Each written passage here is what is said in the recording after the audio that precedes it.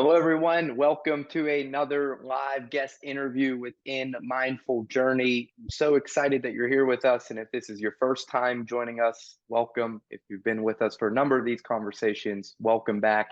As always, if you have any questions, please feel free to put them in the chat function and I'll get to them likely on the back end of the conversation. Sometimes, if it's fitting for conversation, we'll bring it up in real time. I'm so excited to bring you our guest today. For those of you who've been with us for a number of these, there are many occurrences where I don't know the person that I'm interviewing. It was a referral or opportunity that had come through via cold outreach, but today's guest is an exception to that. I've known our guest, Michael Howard, for a number of years, since 2008. He is a very, very dear friend, a tremendous man, and a great leader. I know many of you likely seen his bio in advance as I sent it out to community members, but just to highlight a few things, Mike was a collegiate baseball player at Florida Gulf Coast University. Athletics has played an integral role in his life and development and how it is that he operates, both as a human, as a dad, and as a husband, and also as a leader in his day to day. He's a senior director of physical education and recreation at Duke University. I believe I got that right, Mike. If not, please correct me. But beyond the more granular specifics of his bio, he's got the many of accolades and awards, both within Duke and the ACC and elsewhere in the community.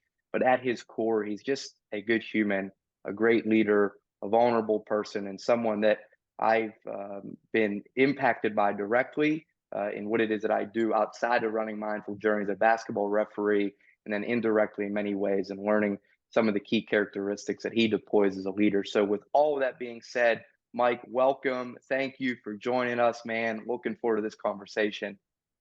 Yeah, this should be fun. I don't know if I can live up to all of that, but looking forward to the combo for sure. Good stuff. I'd love to start, if you could, just for folks listening in who may not be familiar with campus rec in the world. I know it's evolved into a wellness space, et cetera. Now, what got you into that space and what is it that you're doing now at Duke? Yeah, what got me into it, Adam, right? I don't want to go back too far into my past just for the sake of time, but when I left school, I went and chased a career in professional baseball. Then I had to come back to school and finish. And at that time, I needed to find a place of employment and obviously love fitness, love well-being. So I tapped into the gym, tapped into campus recreation at that time, and really fell in love with it. And honestly, what I fell in love with was the ability to transfer the benefits of sport to a lot of people, right? I had the opportunity, obviously, playing sports at a competitive level, to be surrounded by a lot of folks that are really good at sport. But there's a lot of benefits that a lot of people can use from being active and being well, and that's what I really fell in love with. Then obviously fell in love with working with the students. Loved our students at Florida Gulf Coast. You know that you were one of Yeah, those. yeah, yeah. And I love my students here at Duke too. Very influential time in folks' life, and what an honor it is for me to be able to play a role in that, and ultimately trying to help people identify and create habits that are going to allow them to live a long, healthy life. So Mhm, that's at the core of what I do. Obviously, intramural sports clubs, risk management, all those things play a role into my day to day. It's mhm. crazy to think I've been here at Duke 13 years now doing that. Wow. That was definitely not part of the plan, but Duke has embraced my family and I, and I've loved every minute of it and given me a lot of cool opportunities. So here I am, and still loving what I'm doing, and hopefully doing good at that. Yeah, yeah, that's awesome, Mike. 13 years, it's hard to believe. I remember when you broke the news to me that you were leaving, I was a little bit frustrated, upset, of course, but understood. And I remember you'd said, sometimes in life, in order to move up, you got to move out. And you did that, and you've certainly fulfilled everything that I knew you wanted to when you were going there. And there's still more left to be done, more work left to be done, of course, within your day to day, beyond the work that you're doing culturally to help people, to drive an environment that is centered around teamwork, where people can feel like they capitalize on their skill sets. What is the like day to day operational piece that folks might not know about in running? Because you're overseeing rec facilities, programming, and staff. So what does a day in the life of Mike Howard look like? Whew, it's different every day, and that's Yeah. the fun part, right? You go from meetings and talking about facilities. I just left a master planning meeting a few minutes ago, right? And we're talking mega ideas, really big perspectives. But then my first meeting of the day was with an intern and trying to help them understand what they can do throughout their career to be successful. So, I think there's so many pieces to my day, and sometimes you finish your day and you can't even really look back and say what you did. But definitely an opportunity to have an impact is where I like to be, Mhm, regardless of the width, the bandwidth of the impact, right? Like obviously mhm, facility management, that's a huge impact. You're talking about putting buildings and things in spaces that'll outlive you. But then mm, you know that you have that immediate impact in watching staff grow, watching students grow. I mentor a couple of our student athletes here too. And what an opportunity that is. But I wear a lot of different hats all day. mhm. But it's really cool to do that, and definitely something I embrace for sure. Yeah. Well, I can speak to personally, just to give a little context to our listeners. I was Mike's student employee in 2008 at Florida Gulf Coast University, and he in I guess it was November of that year. I didn't realize I would talk about this Thanksgiving thing so quickly, but in that year, as a freshman student, he'd asked me. I'd moved to Florida from Pittsburgh. He asked me what I was going to be doing for Thanksgiving, and I, didn't have the resource to go back for Thanksgiving and Christmas. So my intention was just to stick at the dorm and maybe eat some McDonald's, and wasn't the healthiest of eaters then. But he said, "Man, there's no way you're coming with me and my family up to Winter Haven," and it had been tradition until 2020 when Yeah. like COVID brought a close to so many gatherings. But I bring that to our listeners to say I can attest to the type of connectivity that you have to your students and your desire to help people grow and your desire to care for people, Mike. As a leader, for people on this call who may be operating as a leader in their work environment, what do you deem to be? I know not everyone can invite their colleagues to a Thanksgiving, right? And I Right. don't know that I'll be jealous if you start taking everyone to Thanksgiving, man. Oh. But what can leaders do to let their people know that they really care about them? I think you just have to listen, man. I think I go back to what I mentioned earlier, my desire to be a homicide detective, right? And going through those courses at Florida Gulf Coast. Shout out to our Eagles back in Florida Gulf Coast. But going through those courses, right, you learn the art of listening. And Mm, truly not always just listening to what's being said, right? But also what's not being said. I think that's incredibly important. And as you listen to folks, I think people start to understand that you care, right? And I think as a leader, right, we always need to challenge folks. But I think if you have the opportunity, not always do you do, but when you have the opportunity to care before you challenge someone, there's a depth to the relationship that allows you to move people. And I mm, think that's one of those things for me. I listen. I care about the people I'm talking with. I care about the people I work with. I love what I do, but I also want to love the people I work with as well. And it's not fake for me. You know me. I'm as real as they yeah. come. Yeah. Sometimes to a fault, right?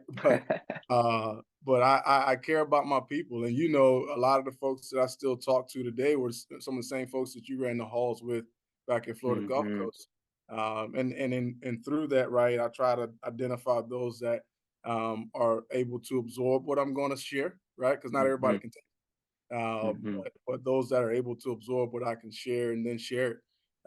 But definitely that piece of caring and listening is incredibly important. I think leadership starts with an L because listening is probably the first thing you need to do. mm, And I think love that's one that. of the things that, again, my aspirations, homicide wise, being a detective, and that art of listening is something that has supported me, not just in regards to my work, but also in relationships, right? Like my wife and I think our relationship's incredible, but it's partly because I'm able to stop talking and listen. Yeah. Yeah. Yeah, yeah, no doubt. I like what you said. I've not heard that before. That's why leadership starts with an L, because listening is so critical. It And is. you've again I can attest to that personally. You continue to be a good listener even in our friendship. So that's great stuff. Well, I like that you mentioned just briefly in your introduction what got you into rec, kind of that this pursuit of professional baseball, competing at a high level in both collegiate athletics. Because Florida Gulf Coast was Division 1 when you were playing for them, right? We were in the transitional period. Yep. Yep. Okay. So even D2, D1, and I mean, it's a small percent who actually even make it to that phase, and then the Mhm. opportunity to pursue professionally. You've been in team environments in so many occasions, both leading teams and operating within a team. From your vantage point, what makes, to take this leadership conversation a little deeper, what allows trust to happen within a team? Is there anything that you can pinpoint beyond listening that, from your experiences, allows trust to Mhm. breed itself internally? I think the biggest piece about trust, one is being authentic, right? Like people can read phony, right? So be Yeah. authentic in who you are. Show up, be yourself as much as you can. The other piece for me, and we talked about it, is honesty. Being transparent.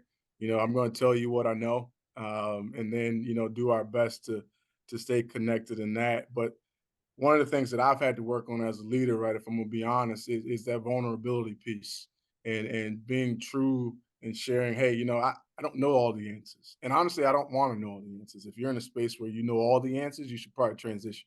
Yeah. Uh, Vulnerability is huge for me. And one of those places in which I was tested in that, right, was coming out of COVID, right? Like we had never seen that before. And Hmm. there are plans and things that we needed to implement and ideas we needed to come up with that didn't exist. You couldn't Google it, right? Hmm. And I had to become comfortable as a leader in our space and saying, I don't know, right? I don't know that yet. Well, let Yeah. me go find that out. But I think that vulnerability piece is huge, right? I think sometimes we don't look at leaders as humans. We think they're like these robots because of where they sit. But Hmm. there's a human element to this, and I bleed and breathe just like everybody else. And I think it's important to share that with your team and your staff as much as possible. I have bad days too, Hmm. and you can't pretend that. So I think that Hmm. authenticity is huge, honesty is huge, but realistically, probably that vulnerability piece is the biggest. And again, me being transparent with the group, that's something that I've had to work on because I always thought that leaders had to have this S on their chest, right, and just Mm. bulletproof, and that's not what this game is about. That's And, right. and people don't believe in, and people don't follow people that they don't trust. So Hmm. as a leader, if you don't have that, you're probably spinning your wheels, and your Hmm. organization is not moving very very quickly. People need to trust who you are, but that vulnerability piece is probably the biggest thing that I've had to work on as a leader. Yeah, I'm glad you brought that up because it's really a recurring theme in all guests. And as you know, we've had a wide array of guests in Mindful Journey, from folks in the medical world and psychiatrists with mental health background, CEOs, Mhm. sport, all sorts of folks. And we get into the human piece of beyond leadership, just this fallibility that we all have, and Right. this realization that we all do fall short. So, and we'll dive into that today. But one of Yeah. the things that is often talked about, and you're speaking to it right now, is this, and it happens a lot amongst men. I'm going to pinpoint us right now. Like Yeah. we feel like we can't admit that I've got something going on in our headspace. Like the old movie, I think it was with Tom Hanks, and it was actually he was coaching a softball team, but it was there's no crying in baseball, right? Right. Like Right. if you show your emotion, it's been viewed as a sign of weakness. And we're trying to disrupt that in Mindful Journey as a whole to let people know that it's okay to not be okay, that we all face hardship. I try to paraphrase what it is that you were saying to now ask you a question on the back end of that, Mike, to ask, how can we get people to be willing to be more vulnerable? That's tough. I think I don't know if that's something that I can drive, right? I think you have to model that as much as you can. When we have staff meetings and things, you have to open yourself up to that, so that people feel psychologically safe enough to be vulnerable. Mm-hmm. And to your point, right? It's not just it's a male issue for sure, but in the black male issue space, right? Black community space, it's real tough, right? Because Mm, you're bred to be real tough. Nothing's wrong with me. And I was just mm, listening to a podcast earlier this week, and it said that our prisons are filled with people that said, "I'm all right," and they weren't all right. mm, Mm, So I think just modeling that and I push it, but it's through the modeling space, right? I send text messages to my boys and friends and colleagues that say, "Hey, I'm struggling today, man, but hope you're having a good one." Right. And it's mm, those little drops and little nuggets that help people open themselves up to be there. But I think it's ultimately psychological safety that ultimately produces the ability to be vulnerable in a space mm. because you need to be Well able to admit said. that you're wrong. But Yes. I think you have to be mentally safe in a space to do that. And Yes. organizations should always try to work and create a platform for folks to share and be themselves and say, "Hey, I Yes. messed up. It's all good," or "I don't know. I don't know all the Yes. answers." Um, Yes. so yeah, I think that's a big piece of it. Well, it's a powerful realization you bring to us from a podcast that you listen to of the jails being filled with folks who said, Yeah. I'm all right.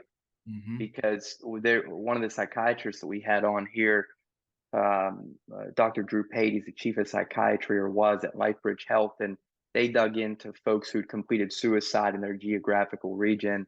And Right. sadly, one of the things that they interviewed their families and such, the thing that they uncovered is that these folks believe that like there there was not only that they were technically okay, but that if I end it today, there like no one's going to care. So there was this hopelessness.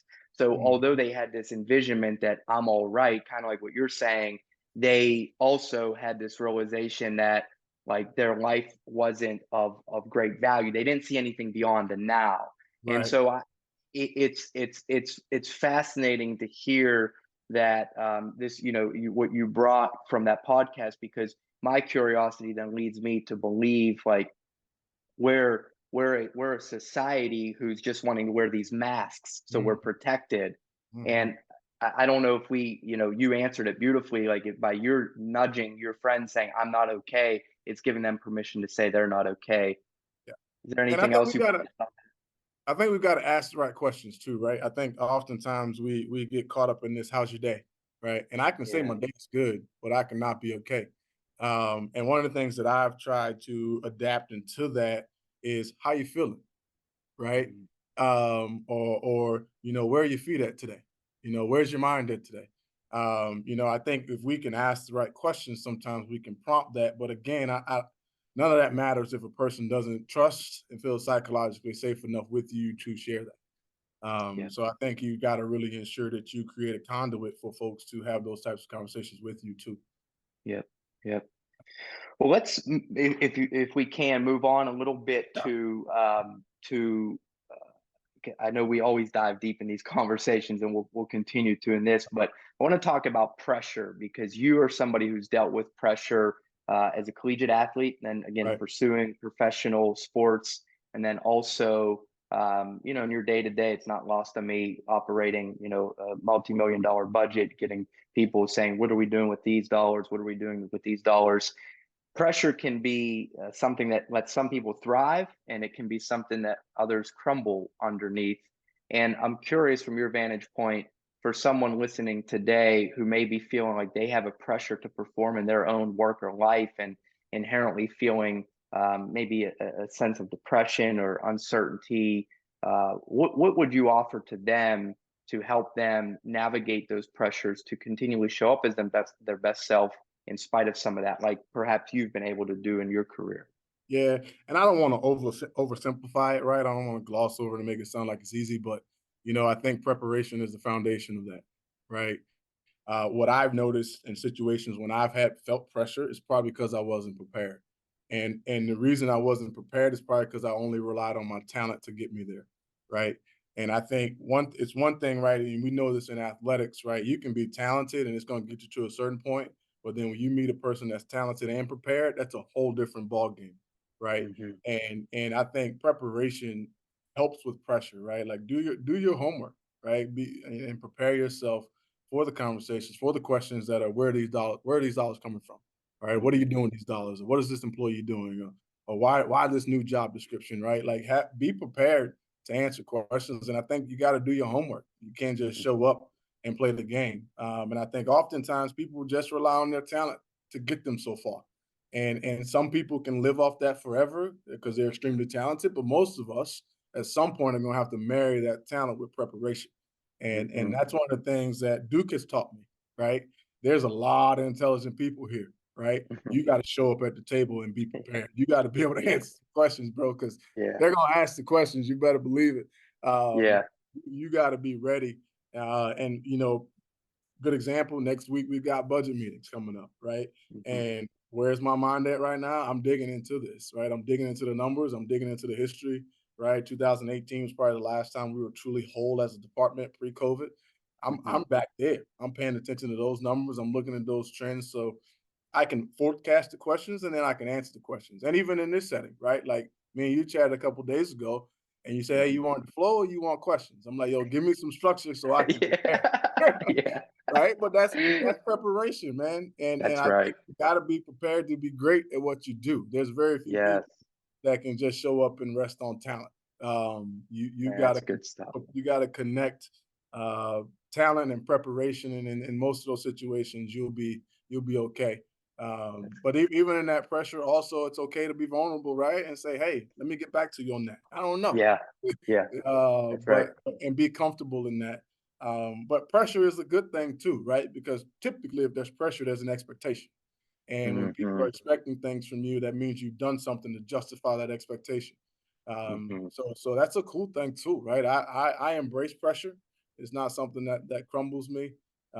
I enjoy it, but I try to prepare myself so that it's a positive pressure and not a negative pressure uh, Hmm. that I face. Well said. Well said. I'm glad you brought up about I know you said it jokingly, like there's a lot of smart people here at Duke.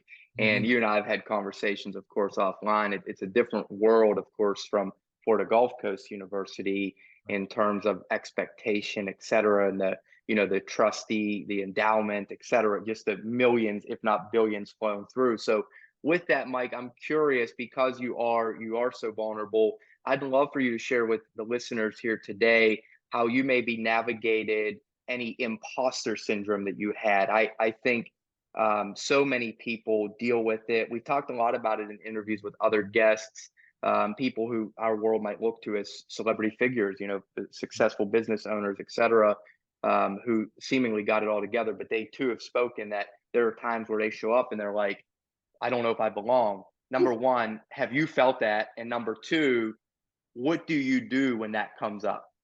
Yeah, I've definitely felt it, Adam, right? My first few years here, I was like, yo, whoa, whoa, this is a lot, right?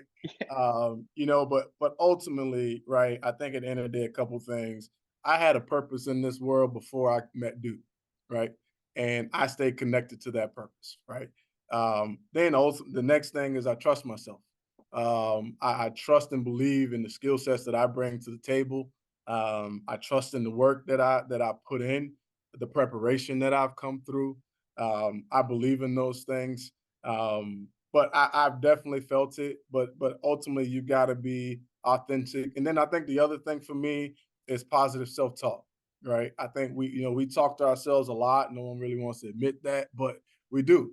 And for me, one of the things I had to evaluate as I started to really tap into my mental well being was how I spoke to myself. And you know me well, and some of the folks on this Mm-hmm. on the call know me too, right? And sometimes the way I talk to myself was just flat out rude. You know what I mean? Like I wouldn't say that out loud to somebody else because it Mm-hmm. crushed me. And I Mm-hmm. really had to think about how I talk to myself and boost yourself up versus knock yourself down. So that Mm-hmm. self-talk is something I think has helped me get to a space of comfort. And then two, ultimately, Duke is a space that, there's a lot of ordinary people here that's just simply doing extraordinary stuff. And there's a place of comfort in that because I'm ordinary and I'm trying to do extraordinary things. So Mm-hmm. but Mm-hmm. that trust in yourself, trust your work, be prepared. But that self talk is huge on how you communicate to yourself and how you boost yourself up. But being authentic and just showing up with yourself and is important when you feel that. But it's definitely something I felt. I think most people would be lying if they said they didn't feel that at some point. And honestly, if you don't feel it, you probably aren't pushing yourself beyond your comfort zone. Mm-hmm. I Mm-hmm. want to feel that sometimes. I sit in boardrooms sometimes and I'm like, whoa, look at these people around this table. That's dope. Yeah. But Yeah. I I'm out of my comfort zone at that time, right? Yes. That's because I'm pushing that. I'm pushing that envelope. I'm trying to open those doors, and I'm trying to do things that I didn't even know I could do. Yes. So I love the imposter syndrome piece, but that self talk is huge, and staying locked into your truth Yeah. um, is big time. And being as prepared as you can be. Again, I keep going back to preparation, but I think that's imperative. Yeah, that is. I'm glad you brought up self-talk too. You're touching everything here, Mike. This is good stuff. We might need to do version 2.0 here in a Let's couple do it. months, man. Sign me up. I'm in. Yeah, yeah. So the self-talk, yeah, I read some research recently that said that we have over 6,000 thoughts per day.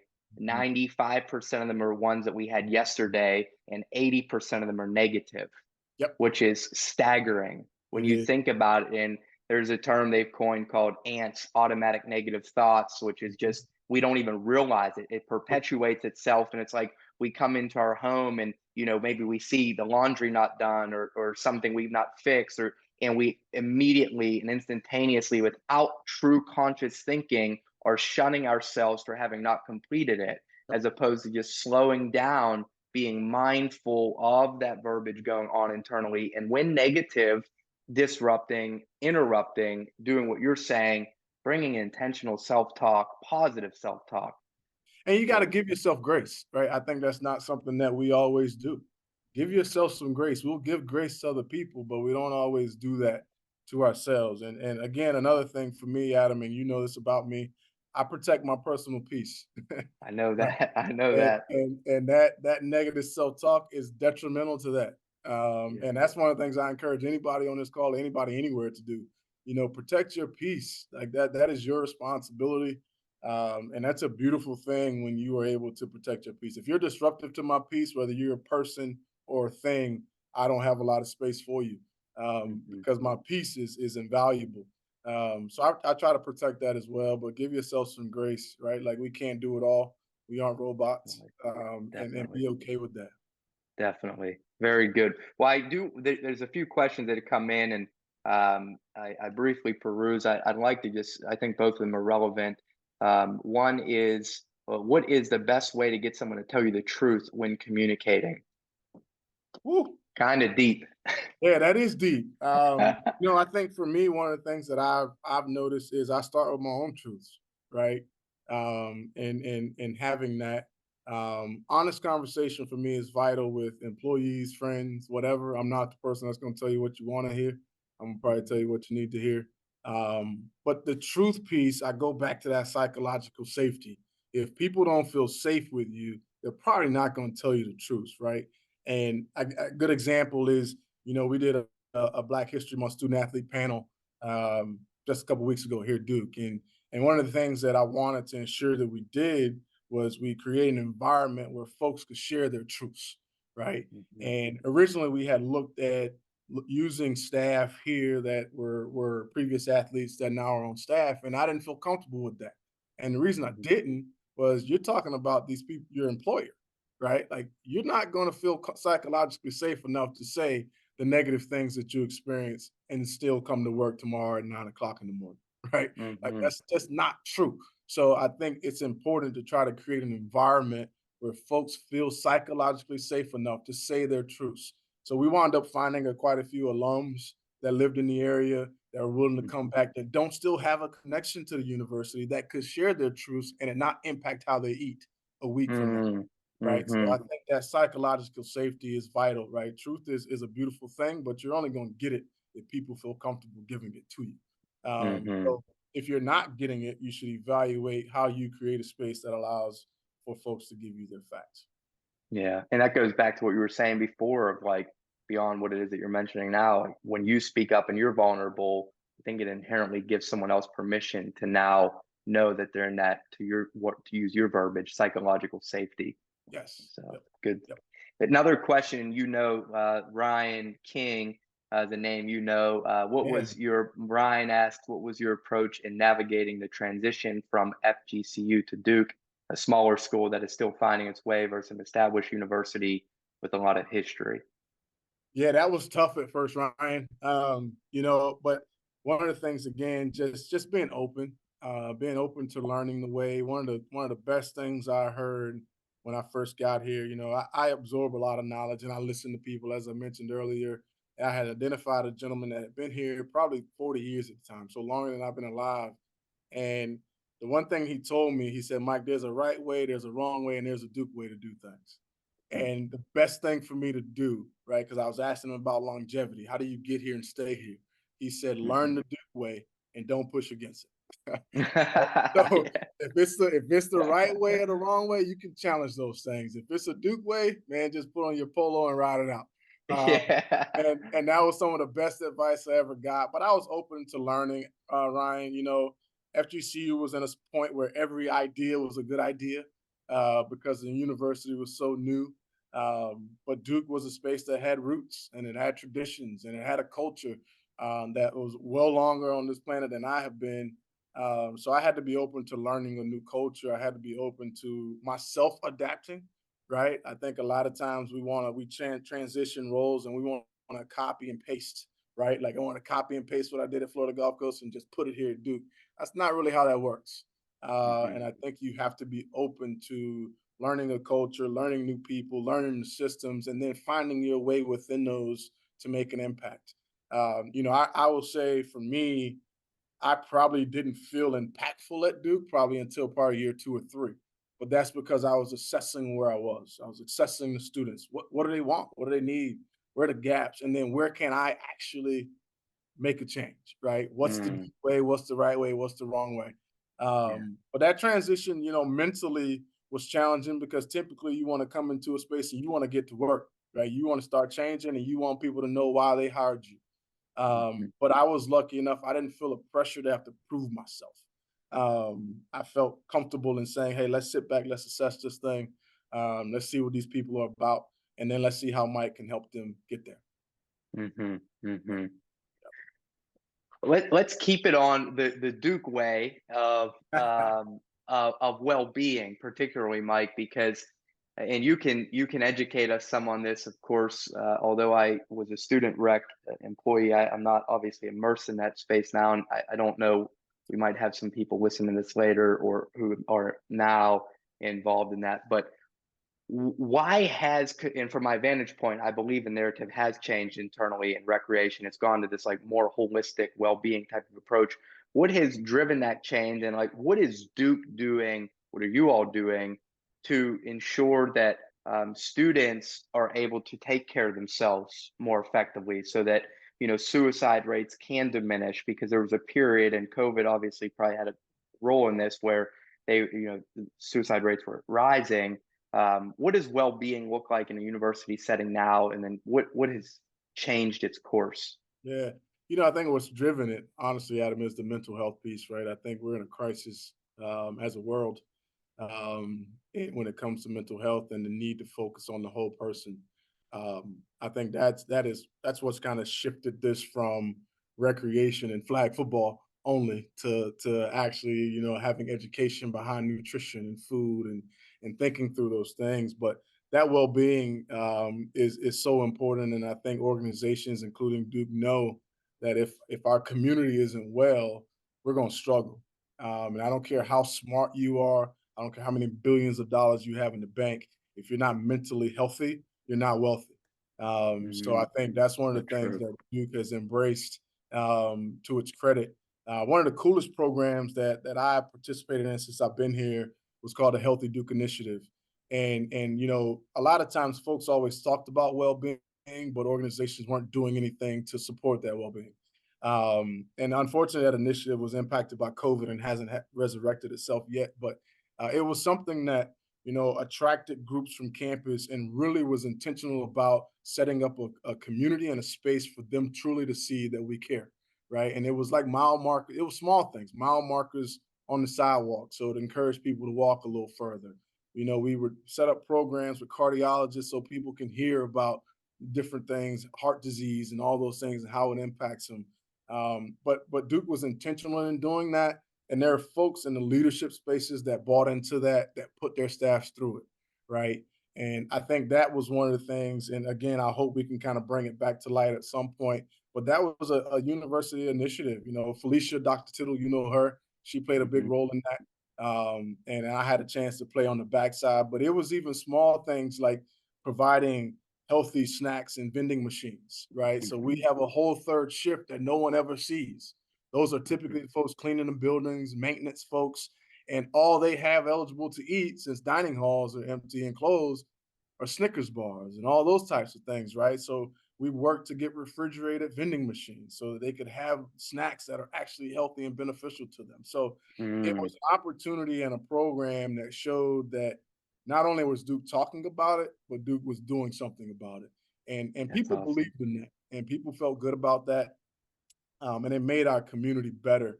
But I think ultimately Duke understands that if folks aren't well physically and mentally, this institution is going to struggle. Yes. We're in a different time now, and knowledge and research aren't the only things that's going to get you there. You Mm, got to have so people that true. are whole. You got to have people So that are true. whole that can show up and execute their roles, Yeah. and you can't even expect that if you don't provide opportunities for people to be well. Um, and actually just back up your words. Don't talk about it, be about it. No doubt. I love that, Mike. Oh gosh, there's so much lip service out there in the world, man. Oh, Organizationally, we can they have a whole plaster. talk about that. Yeah, yeah. Put these fancy mission and visions up on the wall and say we're doing X, Y, or Z, but they really don't live any of it. So there's a line that's always resonated with me, and when we're deploying mindful journey, I've actually used it to my advantage many times. One of the we had a retired senior Marriott exec on one of these calls, and he said they used to talk around the boardroom, saying budgets reflect priorities. If our people are truly what Yep, we say they are, and a lot yep, of companies say it, and it's yep. okay if you don't, that's okay. But if you're Right, saying right. people are our greatest asset, then you've got to put your money where your mouth is, so to speak. 100%. And 100%. it's nice to hear that you say that not only are you doing that within your division, but Duke as a whole has been doing that. That's great stuff.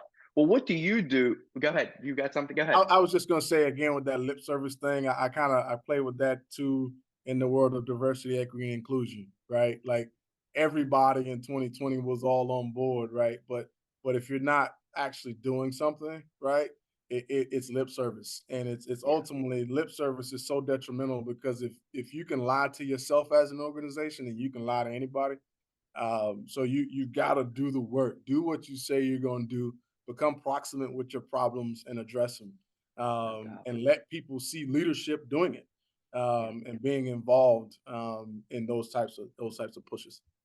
Definitely. Well, you've been a great practitioner of all of these things, Mike, but particularly the wellness. There are folks who operate in the wellness space who you look at and they might not appear well. And that's no passing judgment off on Yep, them.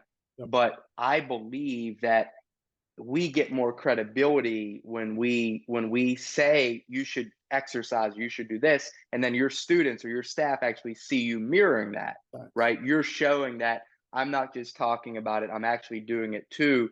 My question to you is, what is your workout routine? What do you do to take care of self? What does self-care look like in the world of Yeah. Mike Howard?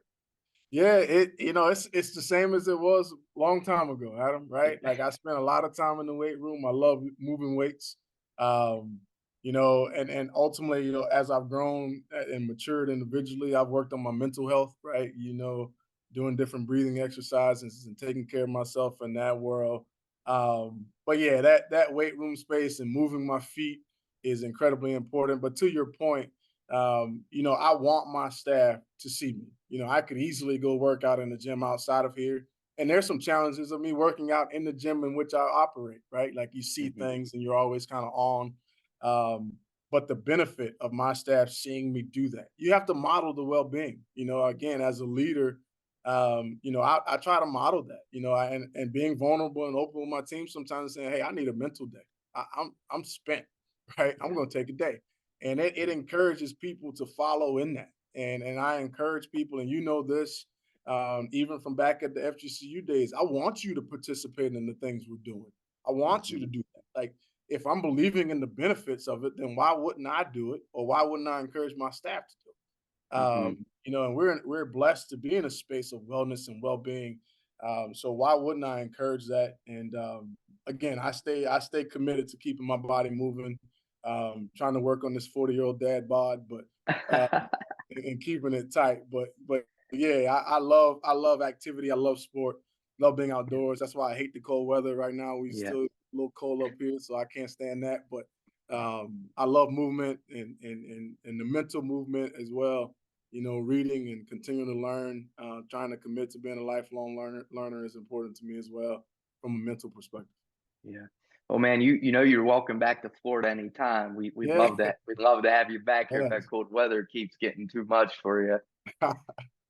How about Mike? Anything else from a a habit, a ritual, or routine standpoint? You are somebody from afar. Obviously, I have a friendship with you, but you've always appeared to be a very disciplined guy, and it's an admirable quality. We yeah, I think we're living in a time where everybody is looking for someone else to give them something, right? Where we want instant gratification, because social media now teaches people that if you're feeling bad about self, you can post a selfie and get five people who Right, validate you right away. right, And right. so, while there's so many benefits to things like social media, it's just a personal opinion that it's brought this belief that people owe us things, etc. Yet again, I know you've always worked for what it is that you've gotten.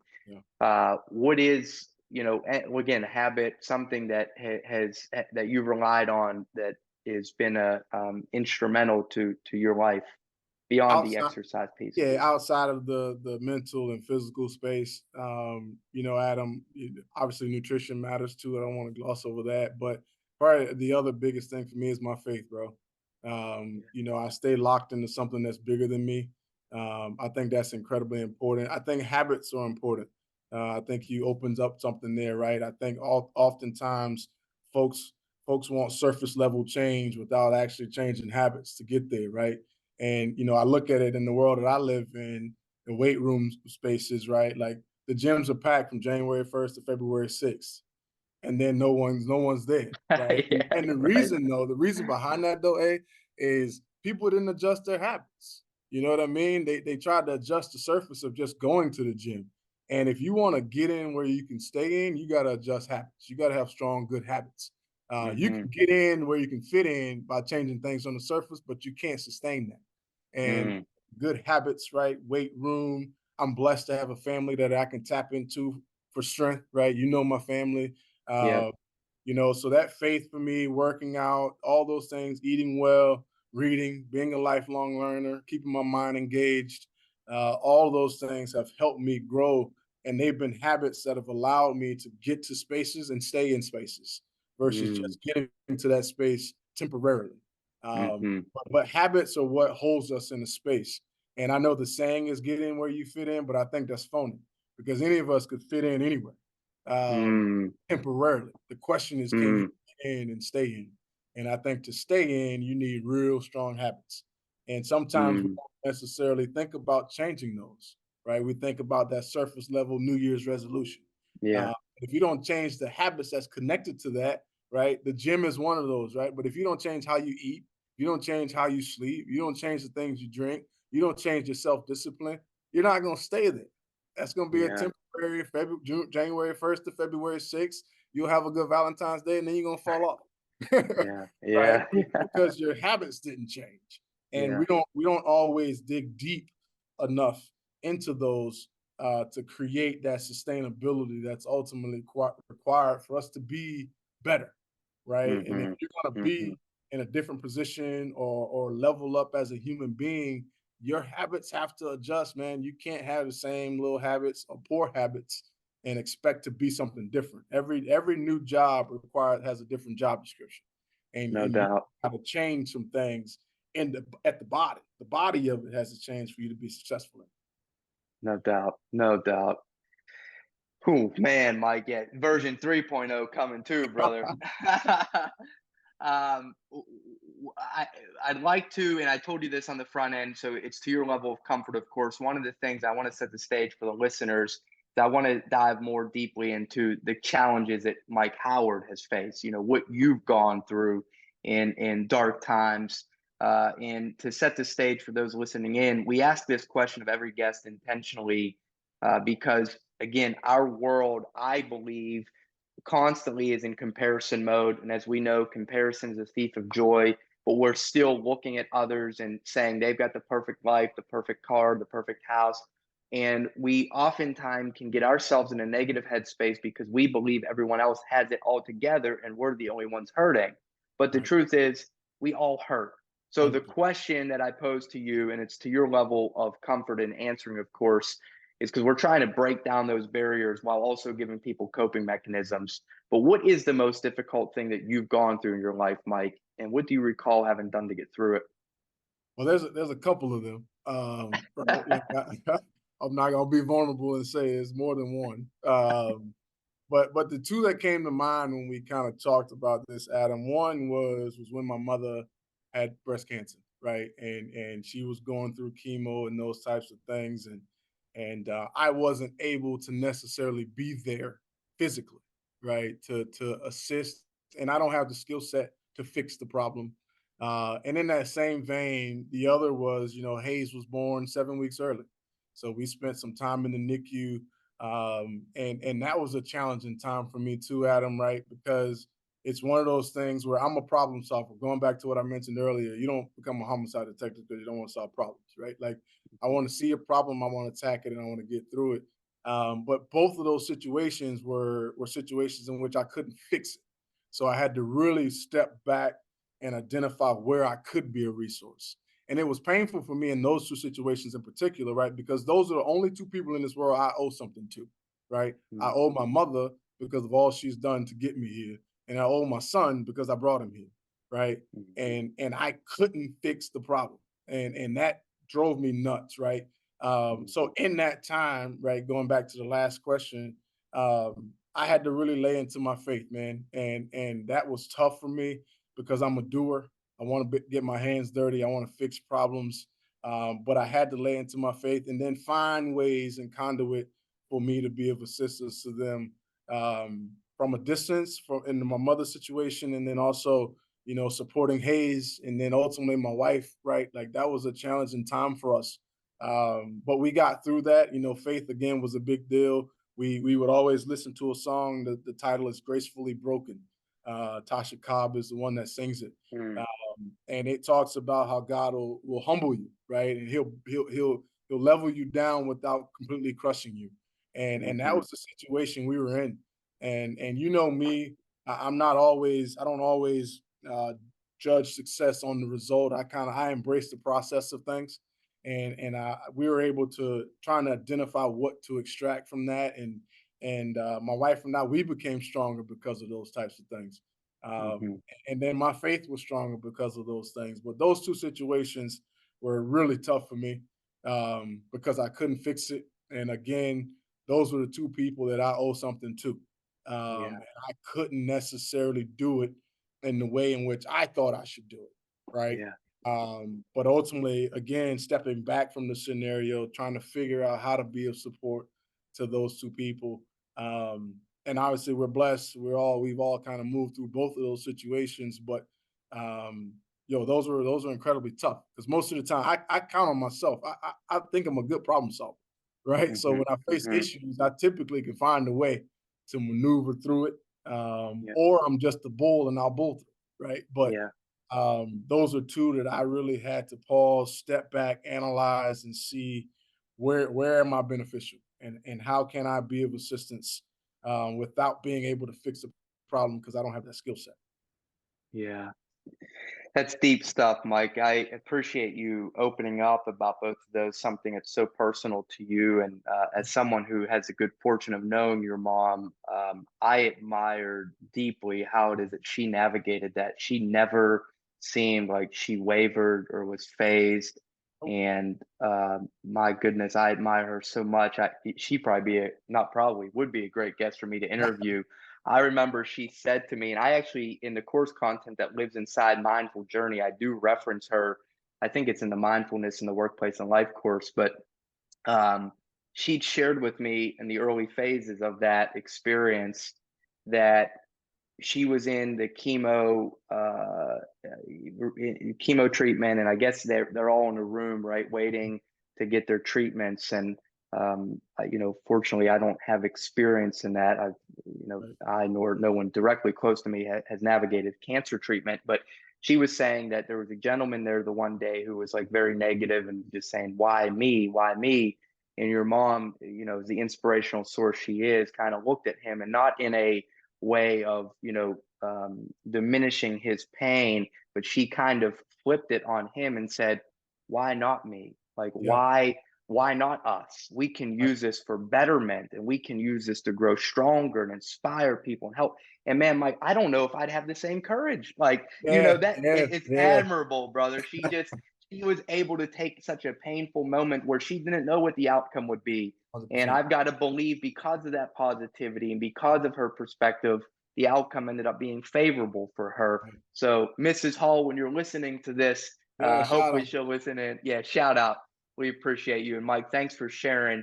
Yeah. I want to be cognizant of our time. I'd love to ask one more question of you relative to the guests. And I think we've got a few comments here that I'll make mention to.